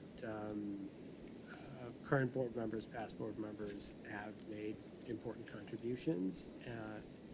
I think it's part of our role, however, as commissioners to, consider new people and get them a chance to serve. And so I think that's something that's a priority for me. And I think everything I understand about Dan Murray is he'll have many contributions to make as well. Anything else? Okay, so moving on to a vote, all in favor? Aye. Aye. Any opposed? Oh. So the motion passes. So moving on to appointment for the Montgomery County College Board of Trustees. I will make a motion to appoint Aaron Boyle as per resolution number 4 described on Exhibit G4. Is there a second? I'll second that. Motion seconded by Commissioner Winder. Any board comment?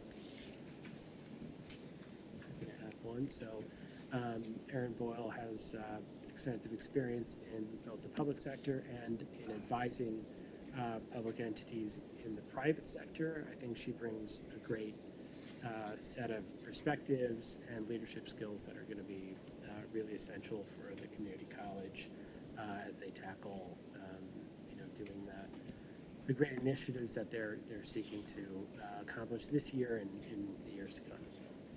And I'll just say I've had the pleasure of meeting Erin several times and seeing her body of work and her care for this community. Look forward to, I see Terry Riley, one of our trustees from the community college in the audience. I think she'll be a great addition to the work that we're doing as trustees. So I look forward to, when we vote, to welcoming Erin. Got it. Any other comments? All in favor? Aye. Aye. Aye. Motion passes. All right, so we will move on to Anthony Brew, who will give us the personnel list.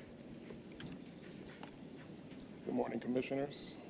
You usually have in front of you a final copy of the Commissioner Department's personnel list. It's a 3-page document dated March 5th, 2025, with a timestamp of 2:46 p.m. All positions have been reviewed and accounted for and are presented for your consideration. So I will make a motion to approve the March 6, 2025 personnel presentation as given by Mr. Anthony, Ellie, what do you want me to say? Tony. This is Tony Brew in this is there a second? I'll second that. Seconded by Commissioner Winder. Any board comment? All in favor? Aye. Aye. Motion passes. That was easy. Welcome again, to your first meeting, thank you. Moving on to the advertisement of bids and RFPs under Exhibit A. I'll make a motion to approve the advertisements of bids and RFPs for Montgomery County on attached Exhibit A. Is there a second? Second. Seconded by Commissioner DeBello. Any board comment? All in favor? Aye. Aye. Motion passes. Moving on to Section J, awards of contract, Exhibit B. I'll make a motion to approve the contracts, awards, amendments, and renewals for Montgomery County on attached Exhibit B. Is there a second? I'll second that. Seconded by Commissioner Winder. Any board comment? All in favor? Aye. Aye. Motion passes. Okay, final set of contracts. Moving on to Section K, awards of contract for the Southeast PA Regional Task Force under Exhibit C.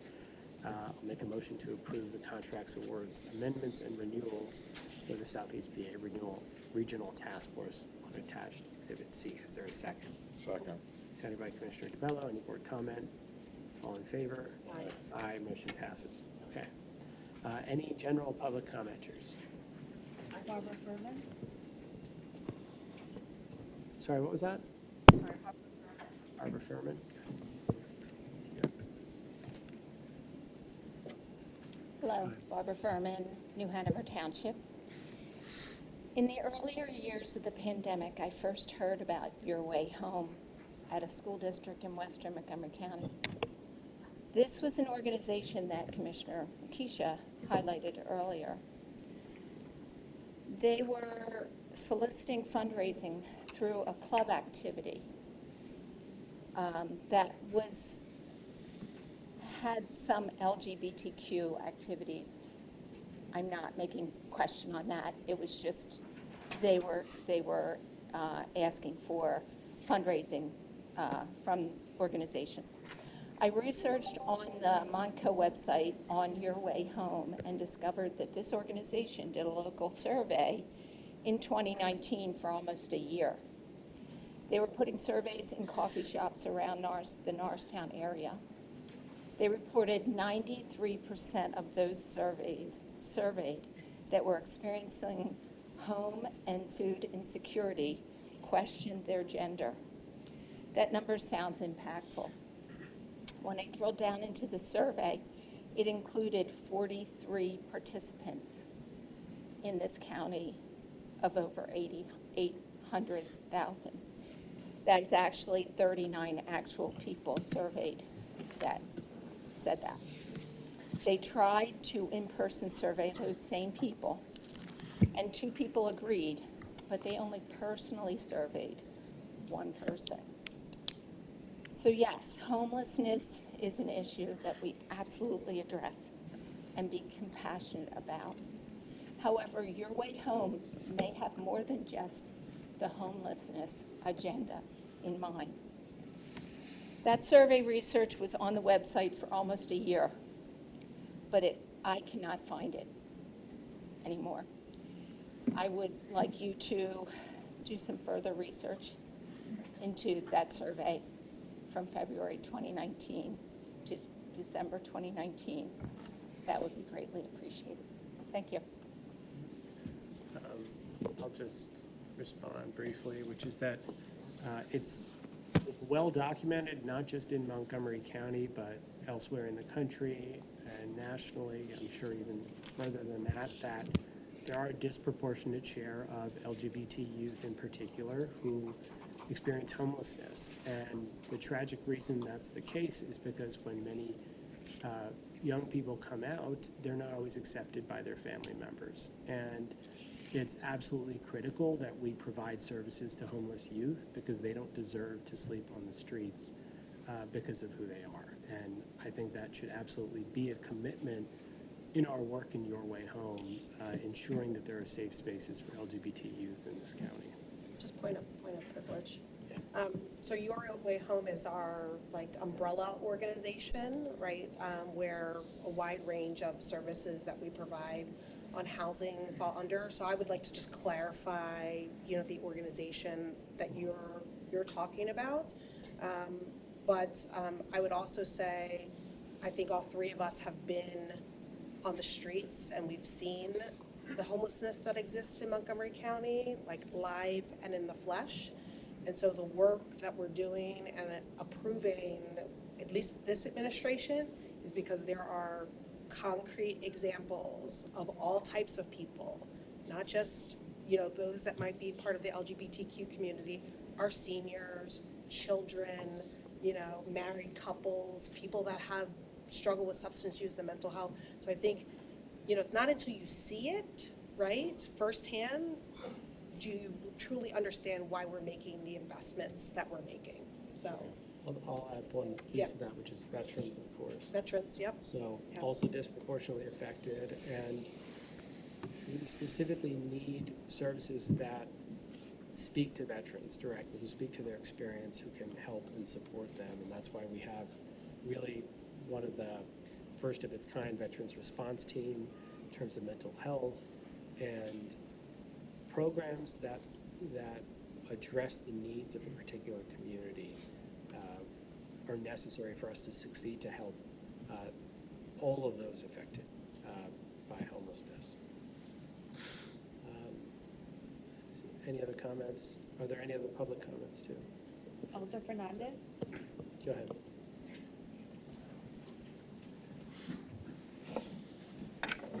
Buenos días. Mi nombre es Eider Fernández, residente de Norristown, inmigrante, miembro de la organización non-profit Unidas para Servir Norristown. Good morning. His name is Eider Fernandez, resident of Norristown and member of the non-profit organization Unidas para Servir. Queremos pedirle a ustedes, señores comisionados, que se haga efectiva una welcoming ad a favor de los inmigrantes de Montgomery County. We would like to respectfully ask you a welcoming act in favor of all the immigrant communities in Montgomery County. Reconocemos y valoramos los avances que el condado ha realizado en beneficio de nuestra comunidad inmigrante.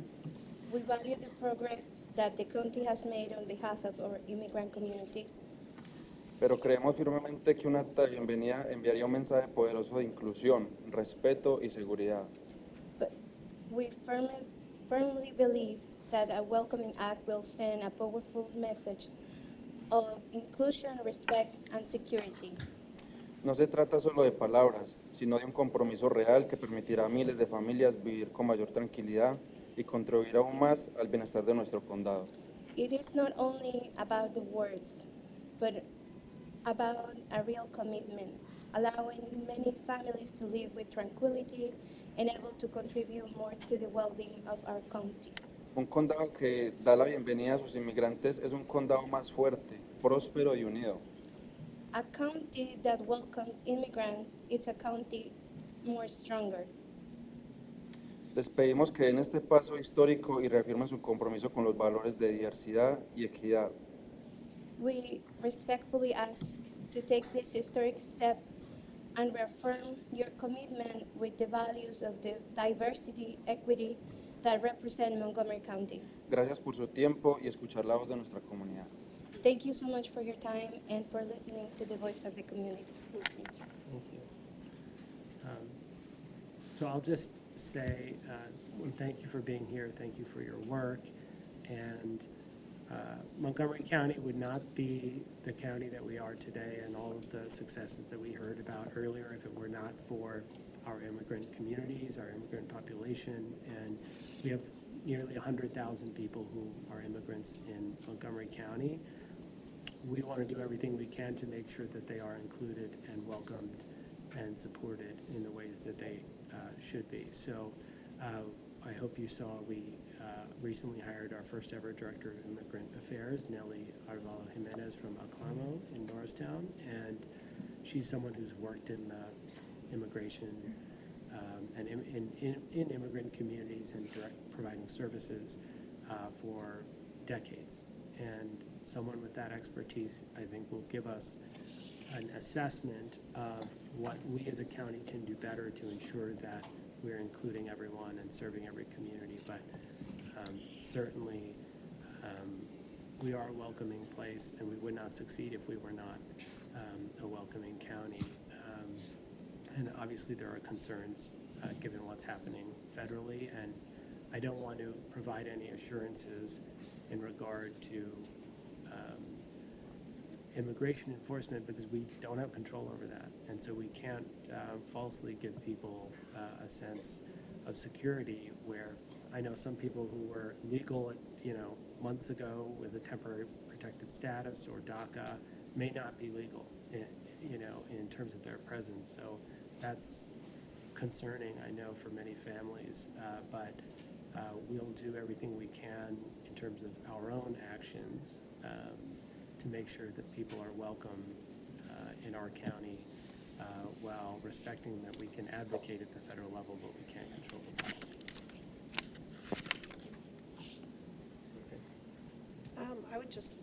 I'll just say, thank you for having the courage to come here and address this board. It's heartbreaking to see what immigrant communities are facing throughout this country. And I'm really proud of Montgomery County for staying true to our values and making sure that we make Montgomery County an inclusive place to live. And I, like Commissioner McKee just shared, just been thinking about ways that we can show up in action to show our commitment to our immigrant community. And it's, there are a lot of complexities there, but I want the immigrant community across Montgomery County to know that we behind the scenes are thinking about new, different, expedited ways to support the community. So, and it doesn't matter, where you come from. I told the story about Montella, Italy. There's a large Italian immigrant population here in Norristown, right? To the people that I've had the pleasure of meeting, the Latino community in Norristown. So I just want to just applaud you for having the courage to come out and speak. And I'm sorry for what our immigrant communities are going through at this point.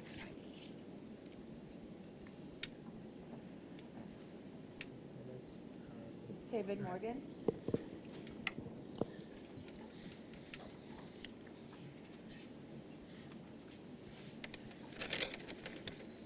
David Morgan of Ambler. I'd like to mention about the revenue from real estate that is stretching the real estate owners and those who have renting situations. Increased spending causes pressure on them for the rent. So, and then again, businesses have to face 5 years of tax increases, the latest one being almost 10%, I would calculate, 52%. And besides the historic skyrocket of the first line, which you see in your tax bills coming out this time in spring, you have a record of always 2-to-1 votes. It's always Democratic Party votes 2-to-1 for raising taxes. It's always the Republican vote against raising taxes to save us money. Just a fact. Then I noticed a couple other, to change the subject more about personal things.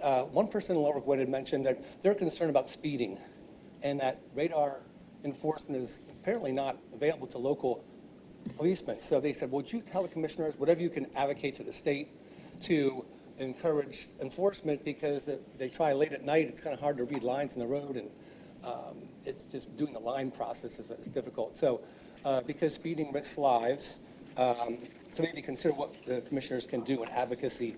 I think we might be the only state with no radar for the local police. Then another thing I want to mention is I looked at the report here, and it said, mention in the 2025 implementation up to date, it said on the page of the goal of encouraging collaboration, page 3, there's enabled training for and certification of 7 new community doulas in partnership with community organizations to support Black and African American birthing people and families before, during, and after childbirth, which I think is wonderful. But I was wondering, is this replacing Monco Mamas? Because there was no presentation from Monco Mamas last year. I know that you've spoken, Mr. Bell, Commissioner Bell, you spoke about adoption being very important for young families. But Monco Mamas has been a great program. I'm not sure if it's existing anymore. So any information on that would be good to know. I've advocated for that. And for pregnancy resource centers helping these little ones, these most vulnerable, as I would see them, to have successful births and lives with their mothers and fathers. So then I think if we can then just think of the needs of everyone with the tax pressures and helping people to be successful with starting young families is really great for the commissioners to consider. And I'm going to speak at the salary board about the new positions because there's a lot of them, and if the 2.2 million worth of that going on, which in the January 9th meeting, I'll bring that up more with another meeting of expense we have to face. Any other comments? I want to make. You got one? Oh, go ahead. I just want to comment on that. I thank you for your comments, Mr. Morgan. I'm not going to attest to what previous boards did or didn't do, and how the votes broke down over the years. I don't vote party politics. I vote for what I think is the best thing for Montgomery County. Last year, I did not support the budget. I laid out specific reasons why I didn't support the budget. I was very clear, but it had nothing to do with party politics, and it wasn't me versus them, and it's not one party versus another party. So again, I appreciate you pointing that out, but I don't do that. I will never do that, like I said, I was very vocal last year as far as why I didn't support certain things, and I will continue to do that when I'm not in alignment with something. I will specifically state why I don't believe I could support or will be voting for it, but it has nothing to do with party politics. So I just wanted to mention that. Yeah, I'll just add, as I said earlier, the structure of taxation is determined by the state government, right? And you want to make a partisan argument, Mr. Morgan, but school boards that have Republicans, including when Commissioner DeBella was on the school board, they raise taxes all the time because they have to, because the revenue does not go up automatically over time with this form of taxation, whereas it does on income taxes or sales taxes or other forms. So if you were to be advocating for a change to prevent the rise in property taxes or the actual amount people are paying, it has to happen at the state level because we have our hands tied. As you'll see, many Republicans vote for tax raises at the township level, at the school board level, because it costs money to operate schools and local government, and those requirements naturally go up over time. Right? Any other commenters? We have one over here. Go ahead. You want to? Yeah. For the people on Zoom. It's really quick. This goes back to the thing about the soil. And I just wanted to know what, oh, by the way, I'm Artis Lukens and I'm Plymouth Township.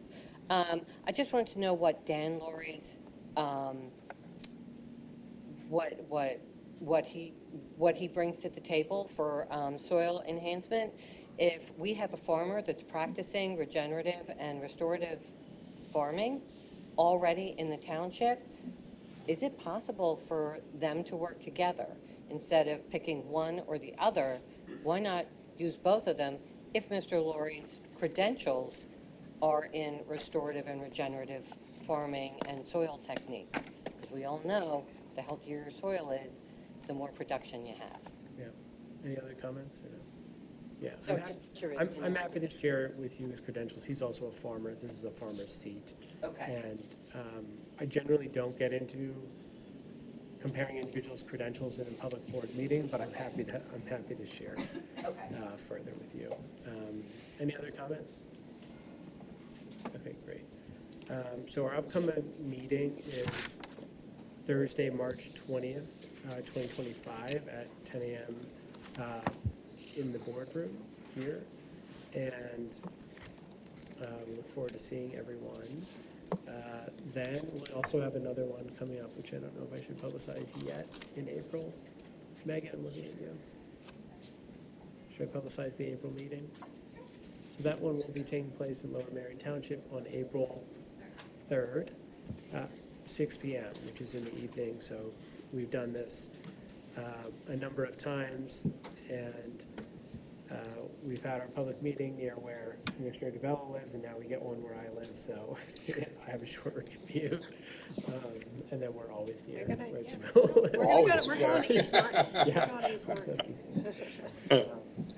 Great, so any closing comments? Anything? No?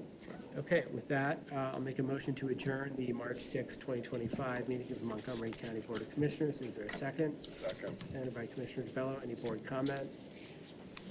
All in favor? Aye. Aye. Motion passes. Moving on to salary board, joined by our controller, Bob Hart. And we'll begin public comment on that. That's right.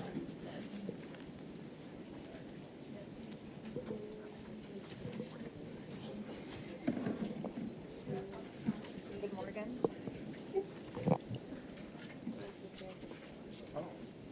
Oh, well, good. I'm glad you contacted me. Come on. Yeah, good. Well, we can actually start.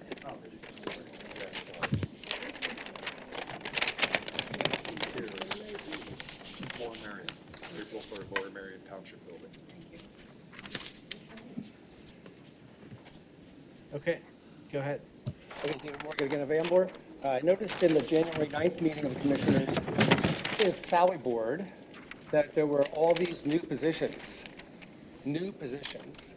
and they could cost over $100,000 each, plus benefits and pension. So when we're finding that was brought up, it was wondering Commissioner Bell was asking, what are the job descriptions for all these positions?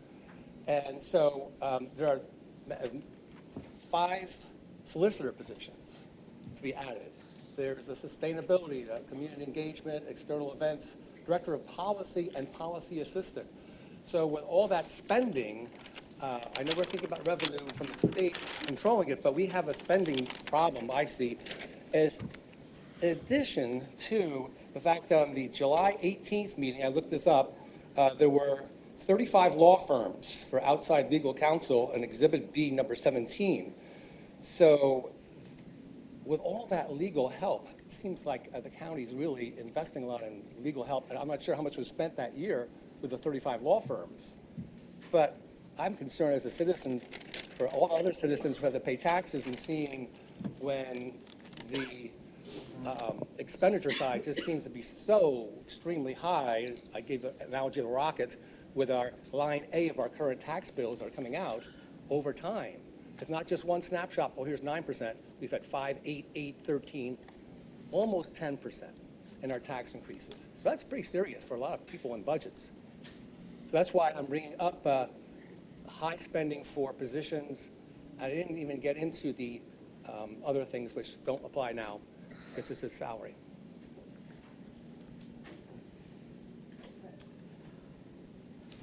So if we had a policy director, I could better answer your question of whether we were overspending or not.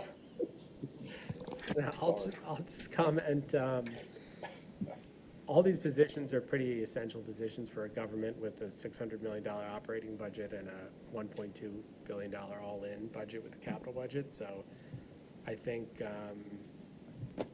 0.3%, I think this is 0.3% of the budget is what you're talking about, is natural. And in terms of cost savings, I hope you saw that we created a new office, the Office of Innovation, Strategy, and Performance, which is dedicated to finding not just efficiencies and cost savings, but how do we better deliver services for all of our residents equitably.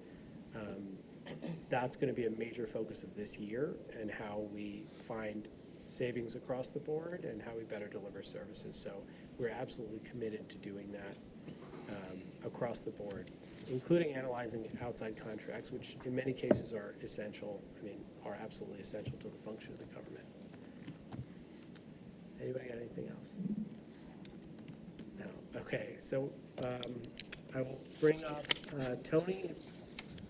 Sorry, 1 second. For the presentation of the salary board list, Tony Brew. Good morning, members of the Salary Board. You should have in front of you the final copy of the Salary Board list. It's a 4-page document dated March 5th, 2025, with a timestamp of 2:46 p.m. All positions have been reviewed and accounted for and are presented for the Salary Board consideration. I will make a motion to approve the March 6th, 2025 salary board presentation as given by Mr. Tony Brew, our head of HR. Is there a second? I'll second that. Seconded by Commissioner Whiter. Any board comment? All in favor? Aye. Aye. All in favor? Okay, motion passes. Great. I'll make a motion to adjourn the March 6th, 2025 meeting of the Montgomery County Salary Board. Is there a second? Second. Any board comments? Seconded by Commissioner Bello. All in favor? Aye. All right, meeting is adjourned. See you soon. See you next time. Thanks, everyone.